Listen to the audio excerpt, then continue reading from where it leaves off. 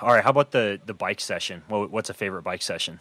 I'm all for riding up hills. I think with triathlon where it's a strength specific sport, and you've got to look at bike riding in triathlon on how it affects the next discipline, the run. And so very very strength specific work I like to do on the bike. There's a lot of stuff you're going out with your friends doing, and putting up some volume. But my most favourite set is always strength efforts up a hill.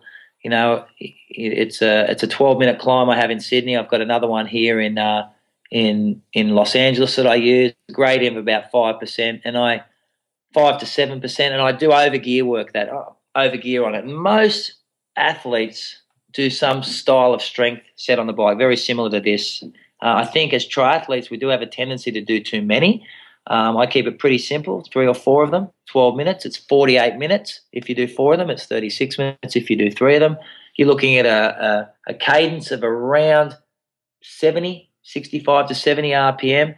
I always do it on the time trial bike, always do it in the aero position, and you're really trying to focus on, muscular torque. When I say that, you're not really revving the engine. It's all about muscular torque, building strength, and that's why the gradient's important. You don't want it to be too steep, but you really want to feel that, that quad work, that glute work, your hamstrings work in the back end of the pedal stroke, pedaling nice circles. And, for triathlon in particular, especially for those guys doing 70.3s and Ironmans, we can get away with a nice pedaling technique for the first hour, high cadence, but all of us gravitate towards bigger gears as the races move on. Ironman in particular, and science shows that after 2 hours, we definitely start looking for the bigger gears. We rely more on torque than cadence to put out the same power. Anyone who's using power will realise that. So a strength set is really important for that back end of a bike ride. And if you've got the strength and you lay that out in a good strength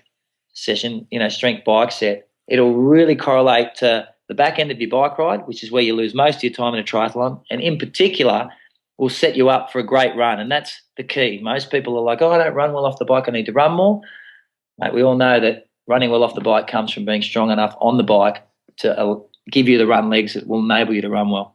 Interesting. You see a ton of coaches these days having athletes practice spinning up hills, going 90, 95, 100 RPM up the hills. I've even recommended sessions like that to athletes. So this is a more unique approach of literally almost like mashing up the hills as a strength building session for long climbs.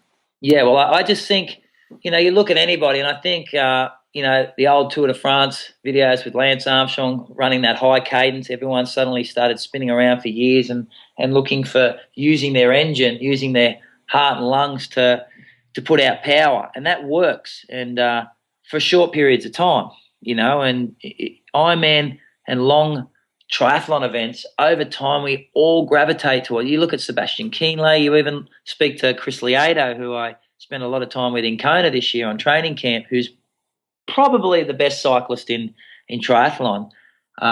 He's moving towards bigger gears at the end of the bike ride. He found that you're just revving out too much to hold that high cadence, and you've got to have the muscular strength to put out that torque, and torque is key in triathlon. And we used to get a bad name for years that triathletes mash big gears, but ultimately we gravitate towards that because we need to have that strength to set us up for the bike ride. And Brett Sutton, who's trained, he trained Chrissy Wellington. He's trained, the Olympic champion. He is a big gear philosopher, and there's method to his madness. We used to laugh at him, but to some degree, with my own studies and my own looks at things, I see method to his madness. It's not as stupid as I used to think. Yeah, it makes sense as you explain it. It's just something you don't see recommended that much.